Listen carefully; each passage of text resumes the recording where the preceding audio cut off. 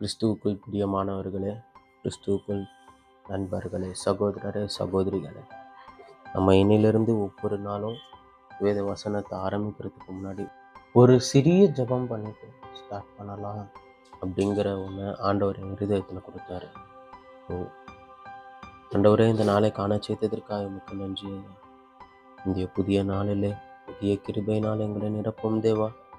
உடைய வேத வசனங்களை நாங்கள் வாசிக்கும் போது வாசிக்கிற எனக்கும் கேட்கிறவர்களுக்கும் கர்த்தாவே, இந்த வேதத்தின் மகத்துவங்களையும் ரகசியங்களையும் நீர் அருளி செய்யும். ஆண்டவரே, நீர் சொல்லாம உம்மை பற்றி நாங்கள் தெரிந்து கொள்ள முடியாது.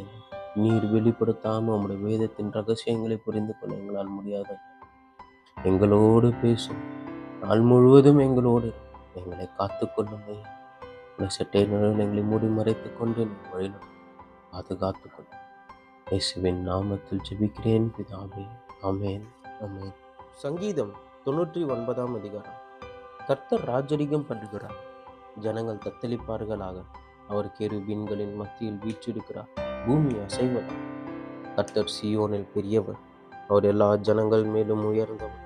மகத்துவமும் பயங்கரமுமான நாமத்தை அவர்கள் துதிப்பார்களாக.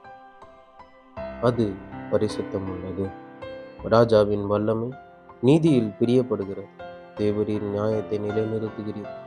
நீர் யாக்கோபில் நியாயமும் நீதியும் செய்கிறீர். நம்முடைய தேவனாகிய கர்த்தரை உயர்த்தி அவர் பாதபடியில் பணியுங்கள். அவர் பரிசுத்தம் உள்ளவர்.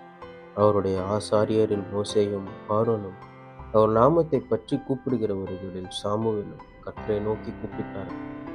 அவர் அவர்களுக்கு மறு உத்தரவு அருளினார்.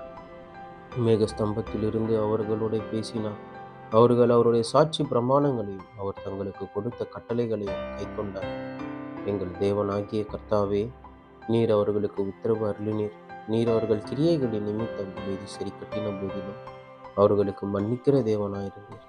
நம்முடைய தேவனாகிய கர்த்தரை உயர்த்தி அவருடைய பரிசுத்த பர்வதத்திற்கு நேராக பணியும். நம்முடைய தேவனாகிய கர்த்தர் பரிசுத்தம் உள்ளவர். சங்கீதம் 100 அதிகாரம். ஸ்தோத்திர சங்கீதம்.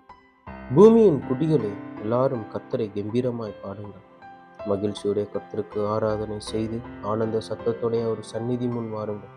கர்த்தரே தேவன் என்று அறியுங்கள். நாம் அல்ல, அவரே நம்மை உண்டாக்கினார். நாம் அவர் ஜனங்களும் அவர் மேய்ச்சலின் ஆடுகளுமாயிருக்கிறோம். அவர் வாசல்களில் துதியோடும் அவர் பிரகாரங்களில் புகழ்ச்சியோடும் பிரவேசித்து அவரை துதித்து அவருடைய நாமத்தை ஸ்தோத்திரியுங்கள். கர்த்தர் நல்லவர், அவருடைய கிருபை என்றென்றைக்கும், அவருடைய உண்மை தலைமுறை தலைமுறைக்கும் உள்ளது. நீதிமொழிகள் 20 அதிகாரம். திராட்சரசம் பரியாசம் செய்யும், மதுபானம் அமளி பண்ணும், அதனால் மயங்குகிற ஒருவனும் ஞானவானான். ராஜாவின் உருக்குதல் சிங்கத்தின் கிர்ஜிப்புக்கு சமானம். அவனை கோபப்படுத்துகிறவன் தன் பிராணனுக்கே துரோகம் செய்கிறான். வழக்குக்கு விலகுவது மனுஷனுக்கு மேன்மை. மூடனானவன் எவனும் அதிலே தலையிட்டுக் கொள்வான். சோம்பேறி குளிர்கிறது என்று உழமாட்டான். அறுப்பிலே பிச்சை கேட்டாலும் அவனுக்கு ஒன்றும் கிடையாது. மனுஷனுடைய இருதயத்தில் உள்ள யோசனை ஆழமான தண்ணீர் போல் இருக்கிறது. புத்திமானோ அதை மொண்டெடுப்பான். மனுஷர் பெரும்பாலும் தங்கள் தயாளத்தை பிரசித்தப்படுத்துவார்கள். உண்மையான மனுஷனை கண்டுபிடிப்பவன் யார்? நீதிமான் தன் உத்தமத்திலே நடக்கிறான். அவனுக்கு பிறகு அவன் பிள்ளைகளும் பாக்கியவான்களாயிருப்பார்கள். நியாயசனத்தில் வீற்றிருக்கும் ராஜா தன் கண்களினால் சகல பொல்லாப்பையும் சிதற பண்ணுகிறான். என் இருதயத்தை சுத்தமாக்கினேன், என் பாவமர துப்புரவானேன் என்று சொல்லத்தக்கவன் யார்? வெவ்வேறான நிறைக்கல்லும் வெவ்வேறான மரக்காலும் ஆகிய இரண்டும் கர்த்தருக்கு அருவருப்பானவை. பிள்ளையானாலும் அதன் செய்கை சுத்தமோ செம்மையோ என்பது அதன் நடக்கையினால் விளங்கும். கேட்கிற காதும் காண்கிற கண்ணும் ஆகிய இவ்விரண்டையும் கர்த்தர் உண்டாக்கினார். தூக்கத்தை விரும்பாதே, விரும்பினால் தரித்திரனாகும். கண் விழித்திரு, அப்பொழுது ஆகாரத்தினால் திருப்தியாகும். கொள்ளுகிறவன் நல்லதல்ல நல்லதல்ல என்பான், போய்விட்ட பின்போ மெச்சிக்கொள்வான்.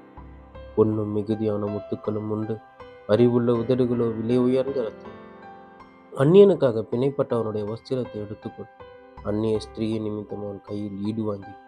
வஞ்சனையினால் வந்த போஜனம் மனுஷனுக்கு இன்பமாயிருக்கும். பின்போ அவனுடைய வாய் பருக்கை கற்களால் நிரப்பப்படும். ஆலோசனையினால் எண்ணங்கள் ஸ்திரப்படும். நல் யோசனை செய்து யுத்தம் பண்ண. தூற்றிக்கொண்டு திரிகிறவன் ரகசியங்களை வெளிப்படுத்துவான். ஆதலால் தன் உதடுகளினால் அலப்புகிறவனோடு கலவாது. தன் தகப்பனையும் தன் தாயையும் தூஷிக்கிறவனுடைய தீபம் காரிருளில் அணைந்து போம். ஆரம்பத்திலே துரிதமாக கிடைத்த சுதந்திரம் முடிவிலே ஆசீர்வாதம் பெறாது. தீமைக்கு சரி கட்டுவேன் என்று சொல்லாதே, கர்த்தருக்கு காத்திரு, அவர் உன்னை ரட்சிப்பார்.